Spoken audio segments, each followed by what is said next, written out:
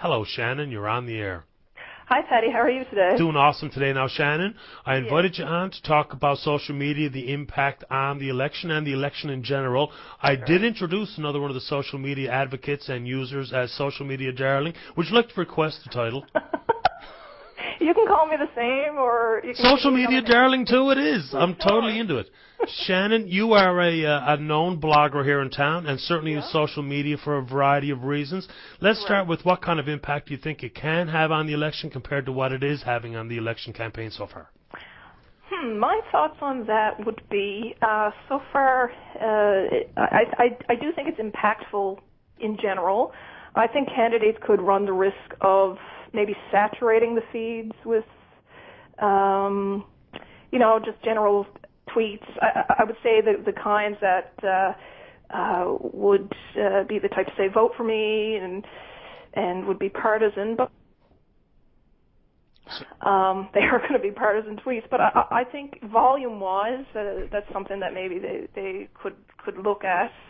Shannon, if you were advising a candidate, would you say, you know what, it's important that you say I'm banging on doors in this neighborhood, or I just met a woman who had to choose between pills and heat, or should it be somewhere for Twitter should be somewhere where I can hear something about you personally, or whatever the case may be, as opposed to where you're banging on a door? Right. I was listening to Rhonda McMeekin's, interview with you last week, and she made that point, and I can see the value in learning personal information, little tidbits about candidates, but I think what's more important than that is learning about where they're going to take us and their policies and the platforms that they support, because each party is offering something different.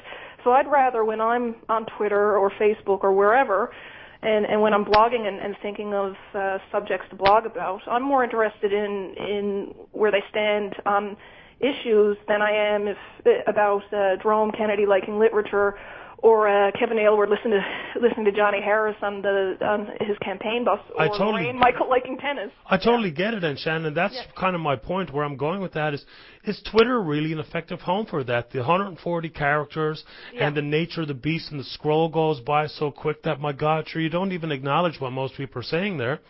So maybe a blog or a YouTube video or some other way to avail of the social media phenomenon, there's effective ways to do it that inside 140 characters you can't. And that's why we have to hear things like I'm banging on a door here, or my feet are wet campaigning there, or whatever the case may be. Totally agree with you, Patty, and I think that the tweets come so fast, too, and I know people like myself, I'm always tweeting. It's almost like rapid. Oh, you're gone mad. Tweeting. Yeah. You're gone mad with it, Shannon. What else would you like to talk about? And you can set up the next subject matter, and off we go.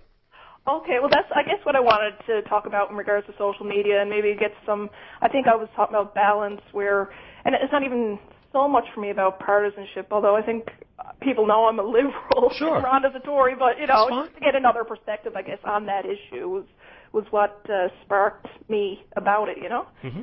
But I guess maybe something else. I agree. I've been listening to your program today since you began, and I guess with Muskrat Falls, now, of course, I just identified myself and people who know me as being a supporter of the Liberal Party. So, I mean, that's going to come into my feelings about Muskrat Falls and why I don't agree with it. But, I'll try to separate myself from that, or I guess what I'm saying is I'm not totally driven by partisanship in my general opposition to it.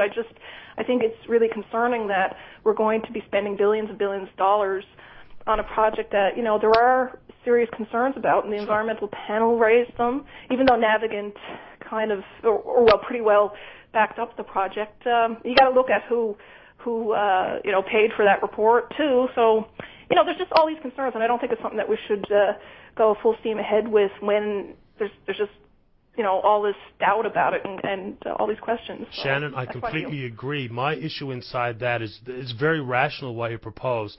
Mm-hmm. But then, of course, how do we commission a study of so-called impartial, unbiased, independent people that will produce a report accepted by all that don't have a motivation or an agenda of their own? It's impossible in this day and age, isn't it? So how do we get down to the actual nuts and bolts where you and I can say, okay, Yeah. This piece I understand, that piece I don't. Can someone explain it to me? And not be a liberal bagman or a hack for one party or another. Or blogger. Or whatever. But there's nothing wrong with a blogger, I completely agree with you. Lots of smart bloggers out there. One thing on the blog, though, Shannon. Yes.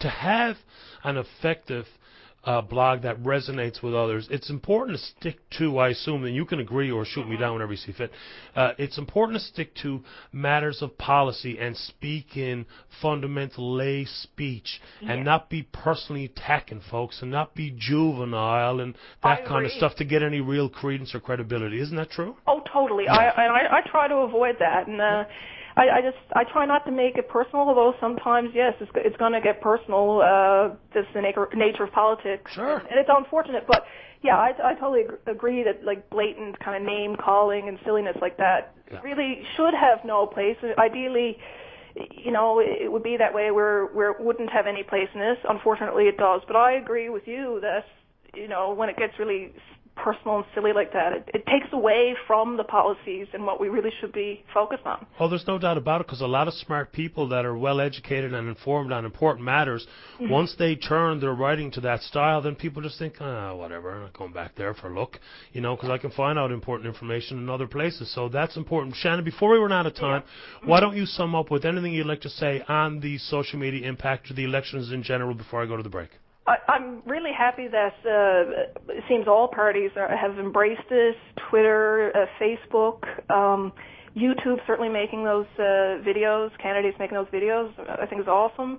And I think nowadays most people are online, and those who are engaged in this election and in issues in general, politics, are going to gravitate towards that and look at what you have to say. So I think it can be used effectively. And I've noticed a big change since the 2007 election. I joined Facebook around the same time that election took place, October of that year.